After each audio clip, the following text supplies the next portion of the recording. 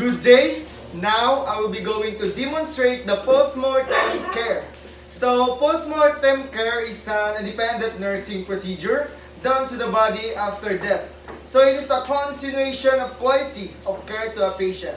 So, its main objectives is to clean the patient's body and to prepare the body from the morgue, and lastly to make the body appear natural and comfortable as possible for the deceased.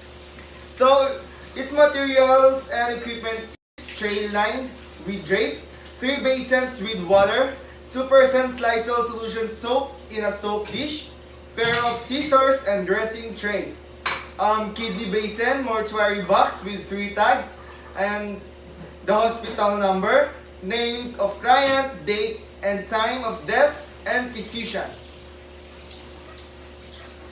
4 safety pins, cotton balls, gauze, 3 soft strings, incontinent pad, clean gloves, 3 wash clothes, towel, bath blanket, linens, white linen folded diagonally, cadaver bag, any linen and sheet to cover the body while waiting for the messenger. So the preparation is to assess that death has been pronounced by the physician, determine the cause of death, determine client's religion, culture, and beliefs, prepare materials needed, and provide privacy, wear gloves, change linen and blanket to bath blanket. So let's proceed to the procedure. So first procedure is to change the blanket with your bath blanket and place it on the top of the patient's chest. Then fan fold.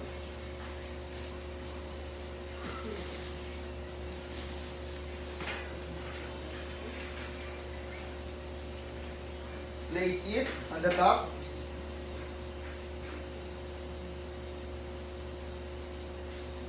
Then pull. Open the other half.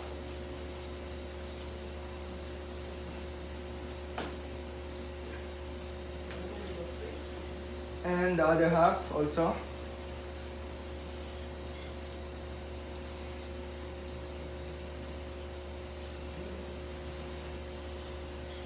Next is to fan fold. From here towards the top.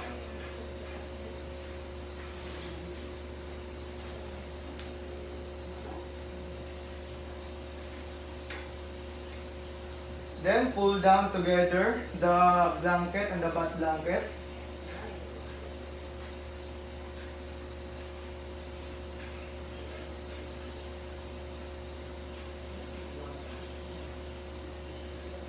Then pull down slowly.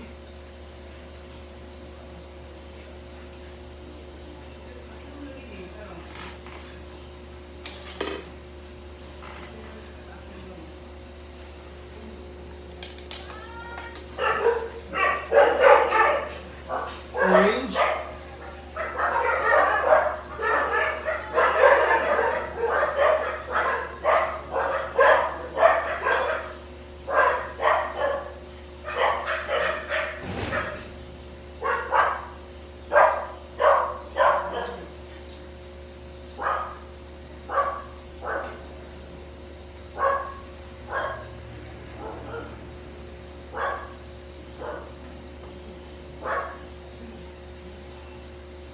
Then, straighten the body, but the dead body, you should straighten.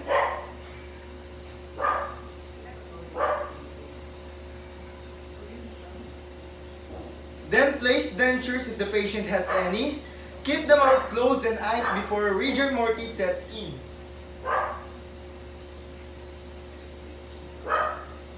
Then remove all the appliances generally and endorse properly. So after collecting and any jewelry, place it in the ziplock and give it to the family. So next, move the body near your working area.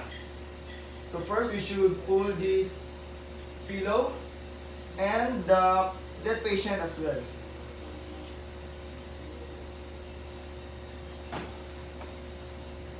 Then, bath body aseptically with soap and water, then rinse with Lysol.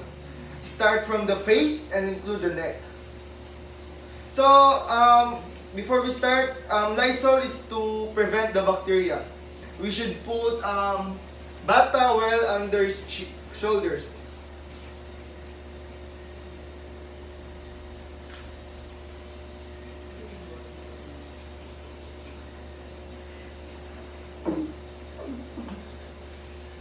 Then, start bathing the face of the dead body.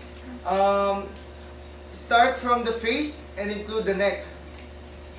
So get some meat and wet it with clean water. After that,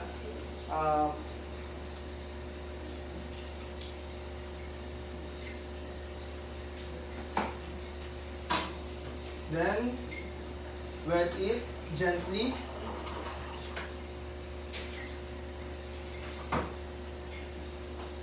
So don't forget the ear and the neck. Then, next is to soak the head patient.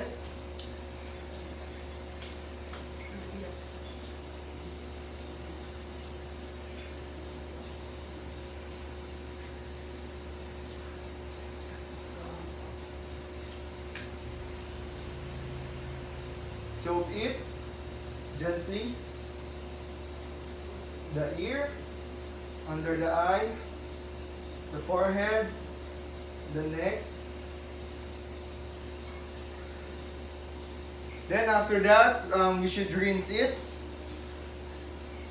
with the use of clean water and Lysol, with Lysol.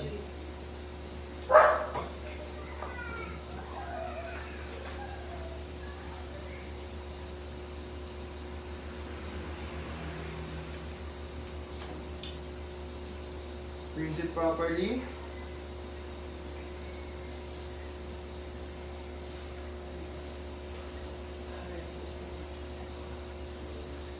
Then dry it thoroughly.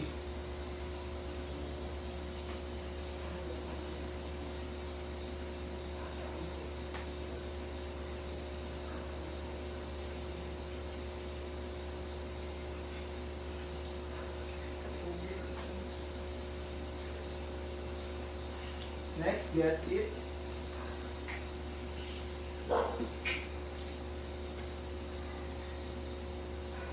Then, if we're done to clean the face, wash the face, so we proceed to the upper extremities. So after that, put the basin with water and wash hands and rinse with water and Lysol. Then pat towel to dry. Same to the other side of upper extremities. So now let's begin. Get the arm of the dead patient. Then get bath towel and put it under the patient's hand. So the bath towel should be lengthwise.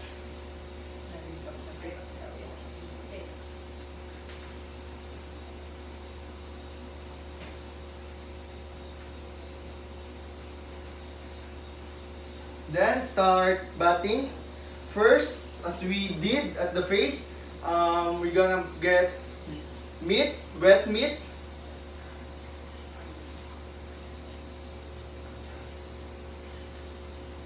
Then wet the patient's hand gently. Then cover. So don't forget to cover this before we change the meat. So let's proceed to get the meat with soap.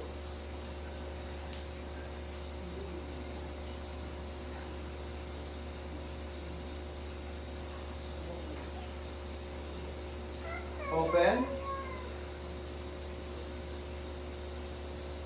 Soak it gently.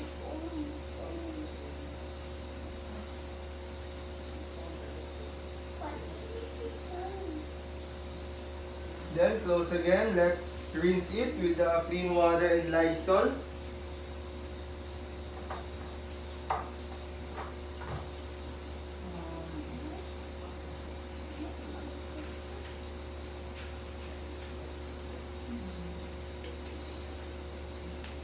open.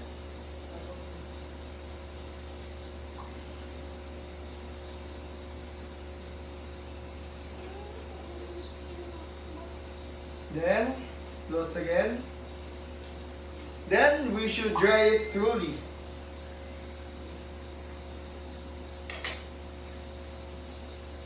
With a dry towel.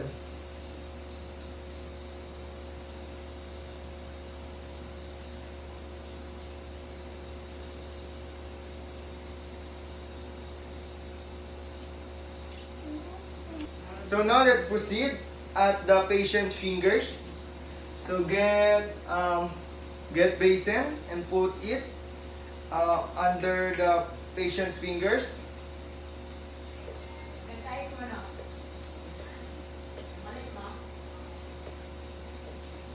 Then get meat with water, clean water.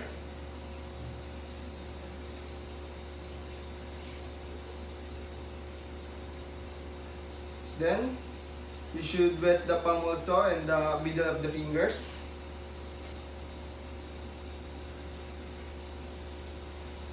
Then get soap.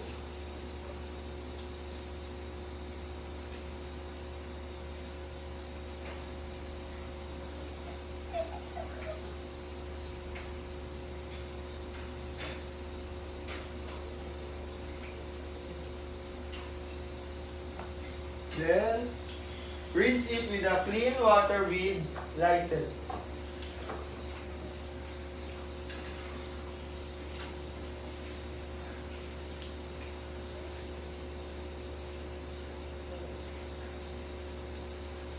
The palm of the patient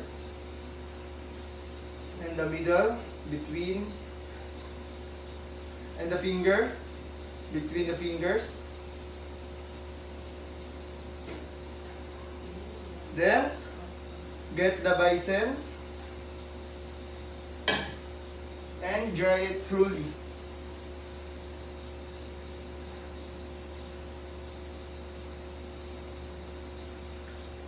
So now let's get this bath towel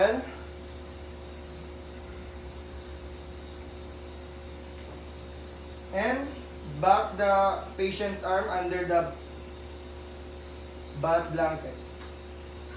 So let's proceed batting the farther hand or the farther arm of the patient. So as we did here at the nearest handed fingers, we should do it same to the other side.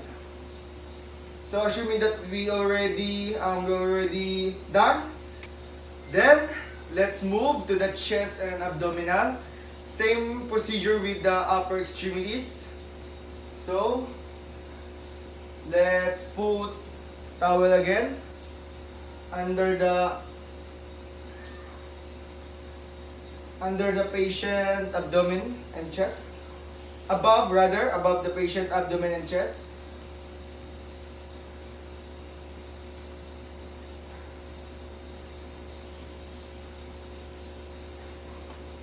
And remove the bath blanket slowly.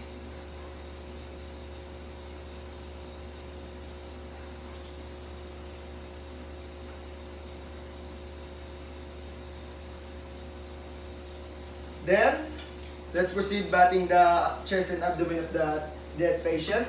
So get meat with clean water.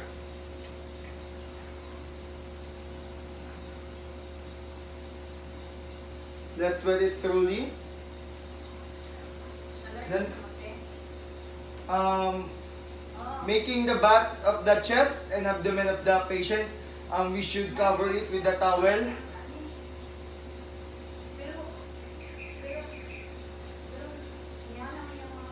Then, get soap.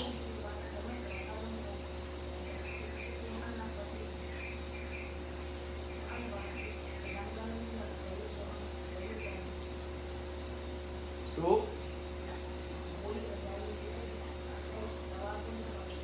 And rinse it with clean water and Lysol.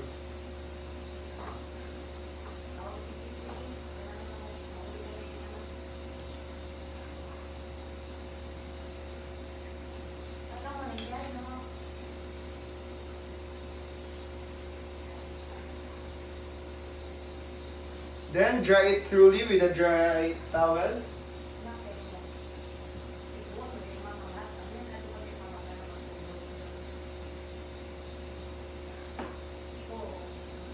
Then we're done. Next, let's proceed. But before we proceed, we should get this towel and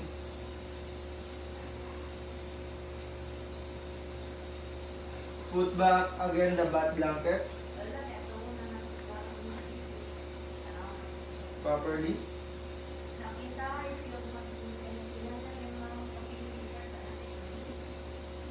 Then now, let's proceed to the back of the dead patient and move the patient towards you.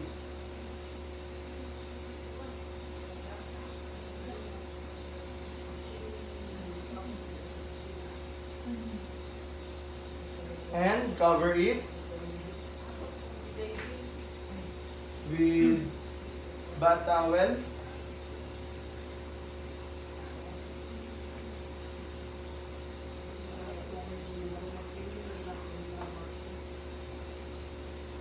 Then start bathing from upper back or shoulders towards the buttocks or lower back.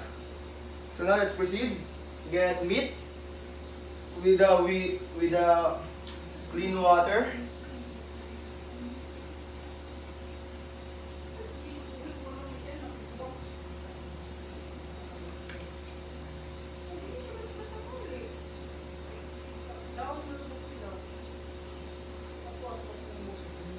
Then soap.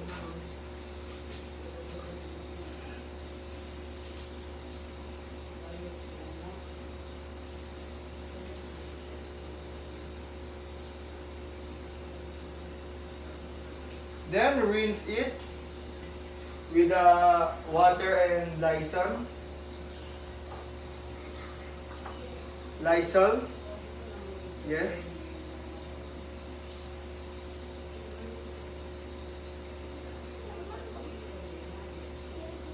Then dry it thoroughly with a dry towel.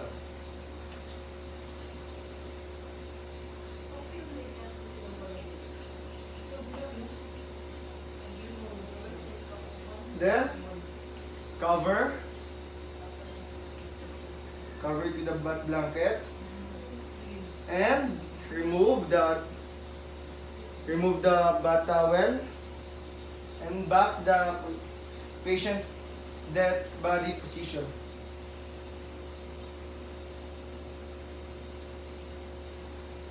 Then let's proceed. So let's proceed to the lower extremities.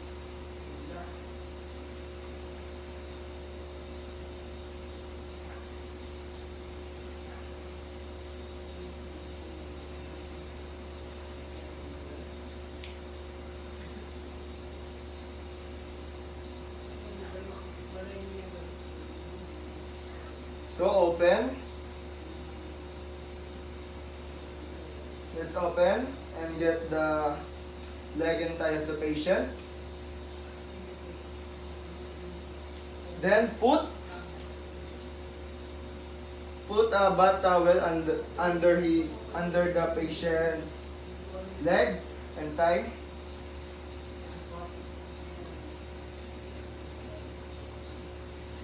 Then now let's proceed bathing. Now let's get wet meat.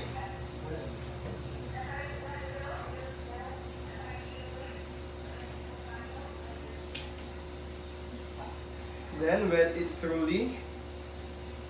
You should do this in a slowly way. Then cover. Then get soap.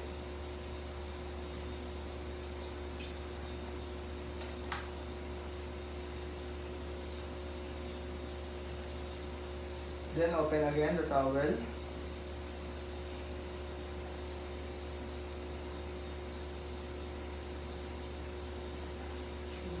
Then close again. Then rinse it with clean water and Lysol.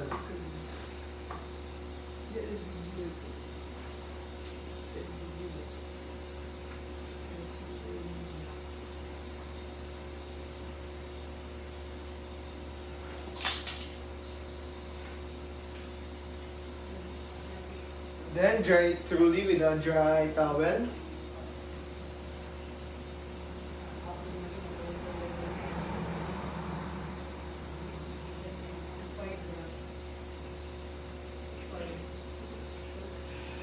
Then to the further leg,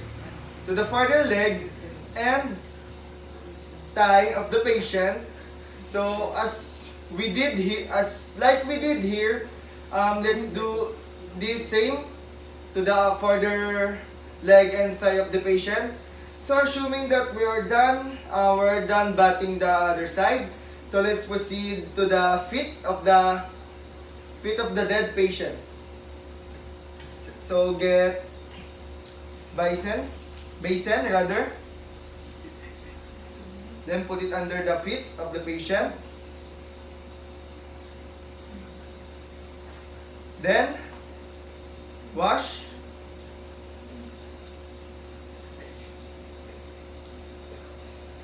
Don't forget to the middle.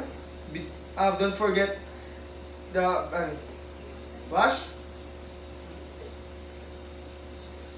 Then don't forget. Then wash. Don't forget between the fingers of the dead patient, of the feet of the dead patient. Then get soap.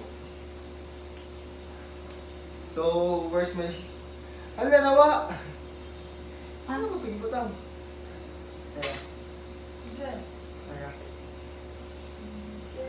Don't forget to wash the palm of the feet of the dead patient. Then the fingers. Then let's get wet meat with soap.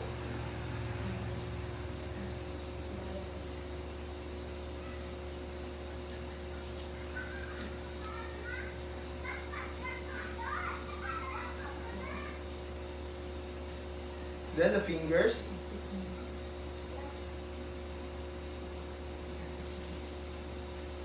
Then rinse it with clean water and Lysol.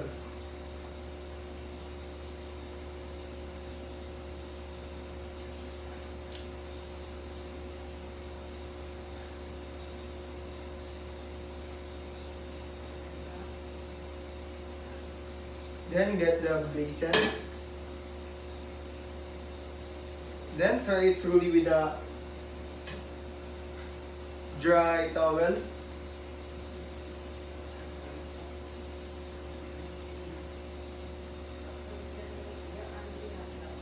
Then the further feet also, we should do as what we did here at the nearest feet. So assuming that we already did the batting the further feet, so let's proceed to the other procedure. But before that, we should get this bath towel and cover it with a bath blanket.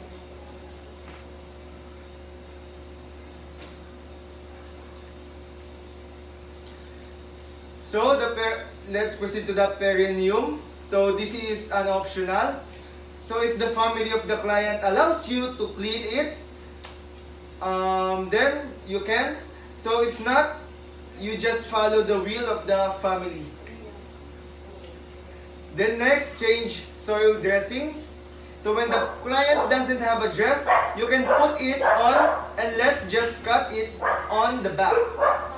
So, assuming that we're done, change the soil dress of the patient. Now let's proceed to change the incontinent pad. But if the client do not have any, then we must place one.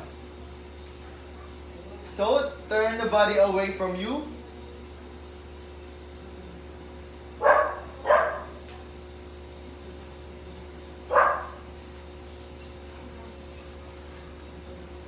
Then get incontinent pad.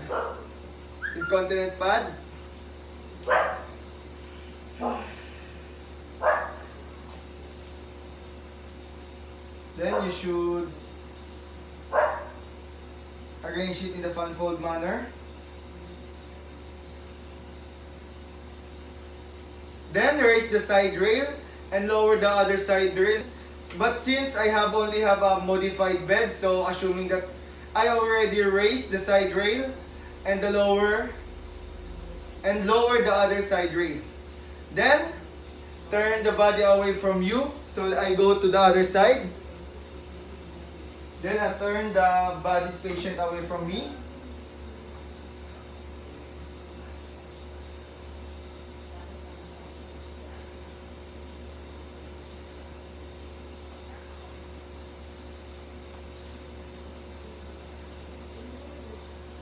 Let's go, turning away from you, from me. Then spread the continent pad slowly. Then back again the patient.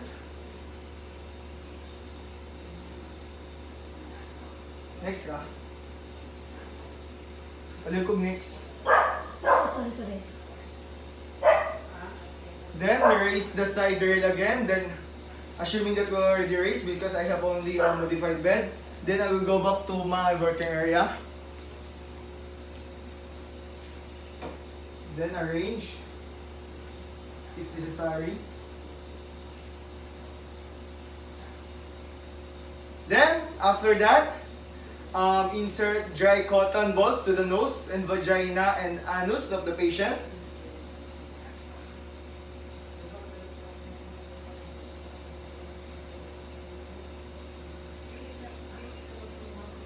Then fold the hands to the chest or abdomen of the patient.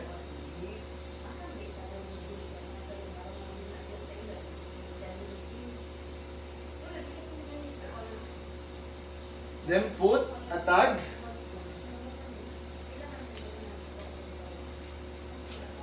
Put a tag.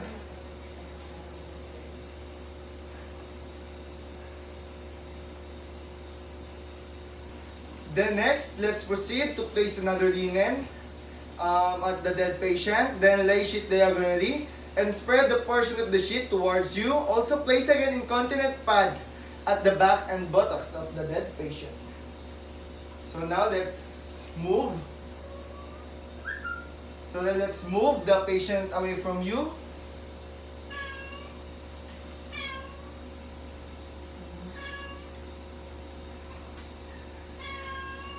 Then put linen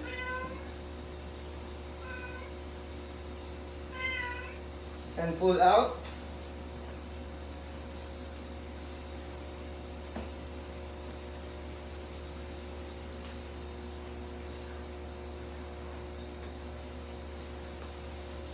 Lang, balik.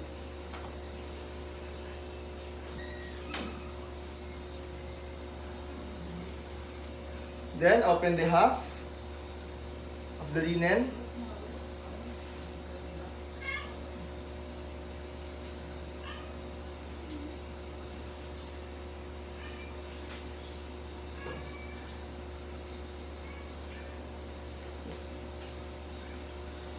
Then fan fold manner.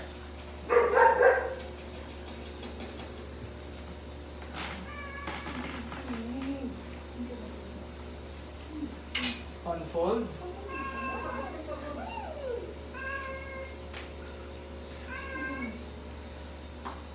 Then get a continent pad.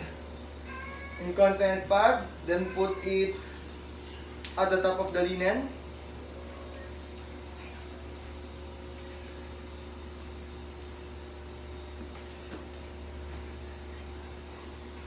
Then unfold manner. Then insert it under the linen.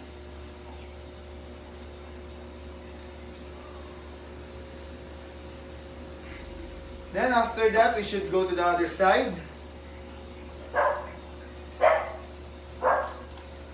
Next though. Then raise the side rail and lower the other side rail. So, as what I said, that I have only a modified bed, so I assume that I already raised the side rail and lowered the other side rail. Then I will turn the body away from me again in order to pull out the the linen and the incontinent pad. So now let's proceed. So now let's pull out the linen.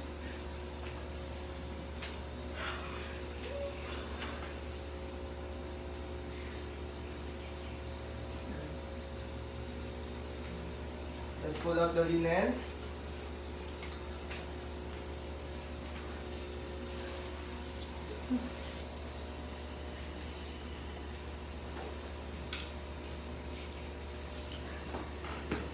And also the incontinent pad.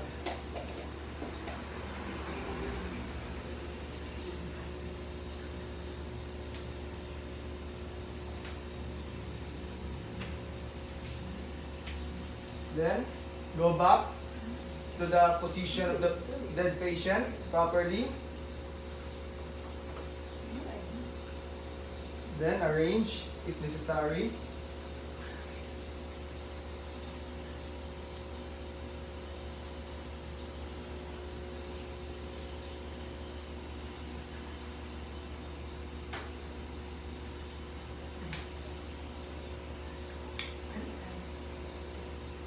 Then next, fold the sheet covering the entire body part of the dead patient.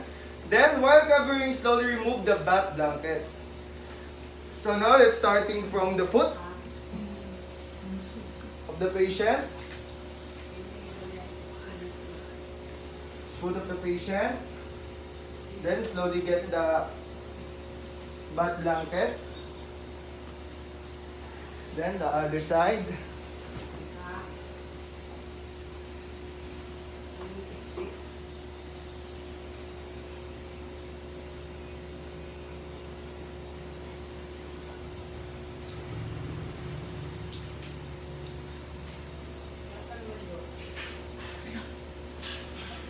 Then, the body, of course.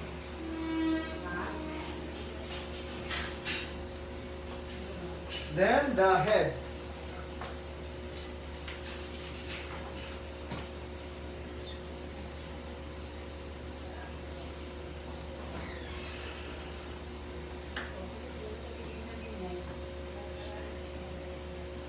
So now, pin on the head, center and on the foot, and then place a tag.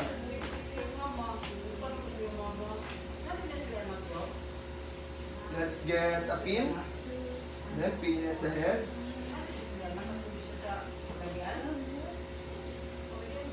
At the center.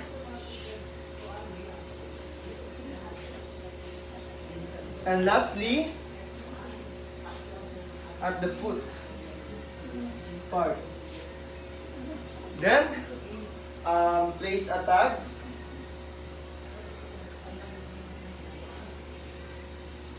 Oy. At the center.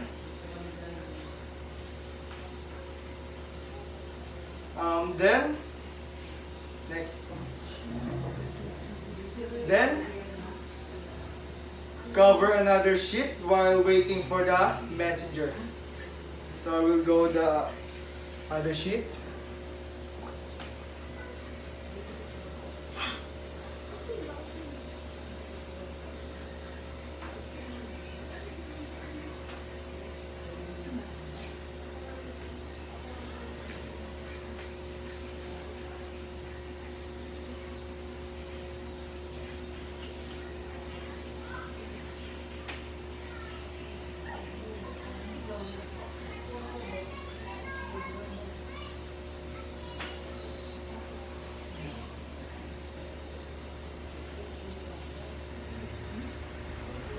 Cover properly. To have a good look.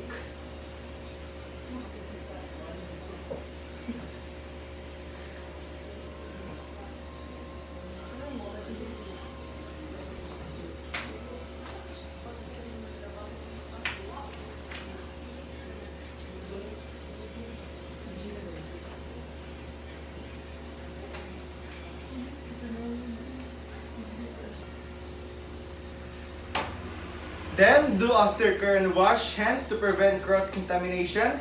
Then, don't forget to document the time or cessation of vital signs. Then, person notified and time of notification. List and document valuable and personal effects. Then, time body removed from unit and destination and removed by boom and other relevant information. Then, lastly, bring the cadaver to the morgue. That would be all. Thank you.